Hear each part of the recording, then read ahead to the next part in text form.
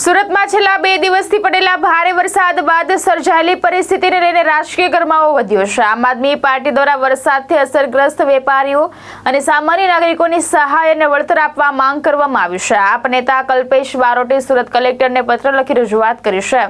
સુરતમાં ભારે વરસાદ બાદ અનેક વિસ્તારોમાં પાણી ભરાવાની સ્થિતિ સર્જાઈ હતી, જેના કારણે વેપારીઓના ધંધા વ્યવસાય ઉપર અસર પડી છે, જ્યારે સામાન્ય નાગરિકોને પણ ભારે નુકસાનીનો સામનો કરવો પડ્યો છે। આ મુદ્દે આમ આદમી પાર્ટીના નેતા કલ્પેશ બારોટે સુરત જિલ્લા કલેક્ટરને પત્ર લખીને રજૂઆત કરી છે। આપ દ્વારા આ પરિસ્થિતિને વધુ અસરકારક રીતે સારી રીતે નિભાવવા માટે સુરત મહાનગરપાલિકાની નબળી કામગીરી અને આયોજનના અભાવને જવાબદાર ગણાવવામાં આવ્યા છે। સાથે જ બેદરકારી દાખવનારા અધિકારીઓ સામે કાર્યવાહી કરવાની પણ માંગ કરવામાં આવી છે। તમારું નામ, કઈ જગ્યાએ ઊભા છો, શું સહાયની માંગ છે? કલ્પેશ બારોટ હાલ અમરોલી ખાતે જલમનગર હાઉસિંગ બોર્ડ ખાતે ઊભા છે અને છેલ્લા 2 દિવસથી જે વરસાદ વરસી રહ્યો હતો એને કારણે સમગ્ર સુરત સહિત અમરોલી પર જળબંબાકાર સ્થિતિમાં હતું। ત્યારે હું એમ કહીશ કે આ માનવ સર્જિત નહીં પરંતુ ભાજપ સર્જિત એક પૂર હતું। હવામાન ખાતા વિભાગની આગાહી હતી, એક બાજુ અંબાલાલ પટેલ પણ આગાહી કરી કે 24 થી 48 કલાક ભારે વરસાદની સંભાવના હોય, ત્યારે ભાજપ મહાનગરપાલિકાના ભ્રષ્ટ અધિકારી દ્વારા નીચાણવાળા વિસ્તારના લોકોને સુવિધા આપી બીજા વિસ્તારમાં ખસેડવા જોઈએ, એના બદલે માત્ર ફોટો સેશનમાં વ્યસ્ત એવા અધિકારી અને ભાજપના ચૂંટાયેલા પદાધિકારીઓના કારણે આ પૂર જેવી સ્થિતિ નિર્માણ થયું। ત્યારે સુરત સહિત અમરેલી વિસ્તારમાં જે પણ નીચાણવાળા વિસ્તારમાં પાણી ભરાયું હોય એ લોકોને તાત્કાલિક અસરથી સહાય આપવામાં આવે એવી માંગ આજે જિલ્લા કલેક્ટર સમક્ષ અમે કરી છે।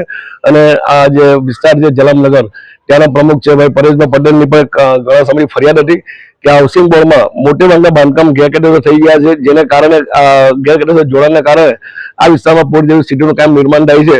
અને હાઉસિંગ બોર્ડે નોટિસ આપવા છતાં પણ 100 થી વધારે જેટલા બાંધકામ આ વિસ્તારમાં થયા છે, જેને કારણે હાઉસિંગ વિસ્તારમાં દર વખતે પાણી ભરાઈ જાય છે। હું કૈલાસબેન ચંદનજી ઠાકોર, મેં હાઉસિંગ બોર્ડમાં રહું છું ગણેશપુરામાં।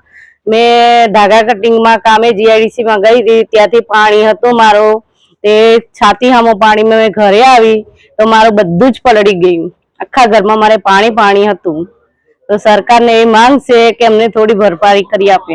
કેટલું નુકસાન થયું? બહુ બધું, અમારો અનાજ પગડી ગયું, અમારે ઘરમાં બધું ખાવા પીવાનો સામાન ખરાબ થઈ ગયો છે। શું માંગ છે તમારી? તે અમને થોડું ઘણું સરકાર સહાય આપે। મંગલ વિશાલ લખમણભાઈ, જલારામ આપણે હાઉસિંગ બોર્ડમાં રહીએ છીએ। ત્યારે કાલે અચાનક વરસાદની વધારે આવી ગયો, બરોબર છે, તો અત્યારે ઘરમાં અચાનક પાણી ઘૂસી ગયા। ઘણા ખરાના અત્યારે ફર્નિચર પલળી ગયું છે, ઘણા ખરાનું અંદર પાણી એટલું આવી ગયું હતું કે ઘૂંટણ સુધી પાણી હતું, બરોબર છે। તો અચાનક આ પાણી આવ્યું એની બેદરકારી કોની હશે? એના લીધે અત્યારે અચાનક પાણી આવ્યું તો બધા એની પહેલા જાણ કરી હોય તો કોઈ પણ માણસ પોતાની સ્થળાંતર જગ્યા ગોતી લે, કોઈ પણ વસ્તુ વ્યવસ્થિત મૂકી શકે। અચાનક પાણી આવે તો કોઈ એક માણસ કોઈ રીતે કરી ન શકે, બરોબર છે। આપણે સરકારની બેદરકારીના લીધે અત્યારે ઘણા ખરાબ માણસો અત્યારે આ પરિસ્થિતિનો સામનો કર્યો છે, કેમ કે પાણીનો નિકાલ ન થયો એના કારણે અત્યારે આ પરિસ્થિતિ આવી, બરોબર છે। તો અત્યારે બધાની જે અત્યારે મોસ્ટ ઓફ બધા ડાયમંડમાં કામ કરે છે એમાં અત્યારે મંદી છે, બરોબર છે।